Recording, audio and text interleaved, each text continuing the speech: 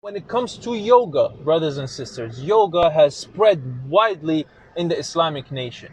And a lot of people, I've noticed a lot of people, guys and girls, and especially the young ones, they're practicing and doing yoga. And they think that this is just a well being kind of fitness regimen that keeps you healthy and fit. Wallahi, I know it has its benefits on you. I know yoga has benefits. Brothers and sisters, did you know that yoga is a ritual, is a religious act of worship? Wallahi, I'm not making this up. I did my own research and I went online and I looked up the history of yoga. Many sources say the same thing.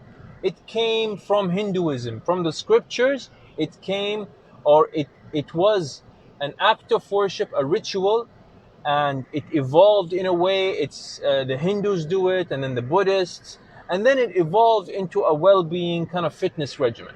I'm making this up. Check out this video. The whole technology of yoga is just about this, transforming yourself from being just a piece of creation to the Creator Himself. This is not in search of God, this is in search of becoming a God.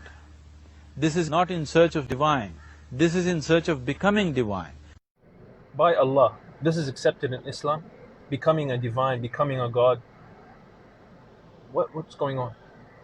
Of course I know, the reply is gonna be, yeah, it was an act of worship, I'm not doing it as an act of worship, I'm doing it as a sport, so chill.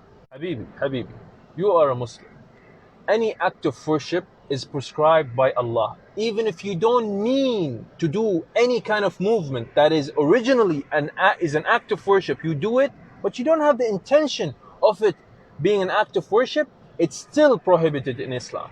Like someone saying, I'm going to prostrate, do sujood for this idol, but I'm not doing it as an act of worship, I'm just doing this movement. I don't have the intention in my heart. Is that allowed? Of course it's not allowed in Islam. Any movement, any act that is known to be an act of worship or known to have its direct relationship with another religion, then you are not allowed to do it. For example, if there is a place that is known for a pilgrimage in a religion, in a certain other religion, it's a place that is known for pilgrimage, and you want to go and you want to go walking there. Just walking. Walking is permissible in Islam, right?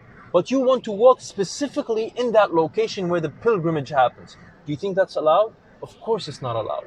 Notice this, people who preach or encourage others to do yoga, they're always very diplomatic when you tell them, is this an act of worship? They say, no, it's not an act of worship. Even atheists can do it.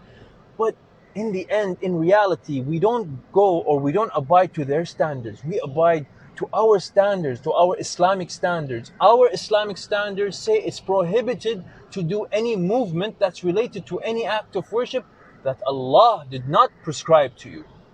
Remember, brothers and sisters, there are so many alternatives to this.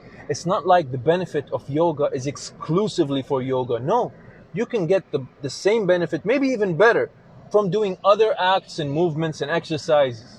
Wallahi, brothers and sisters, it's not worth it to disobey Allah for this. And remember, the Prophet ﷺ said, whoever leaves something for the sake of Allah, Allah will compensate him with something even better. Allah Azza wa Jal an yahfadha lana dinana wa an yufaqqihana fi dinina.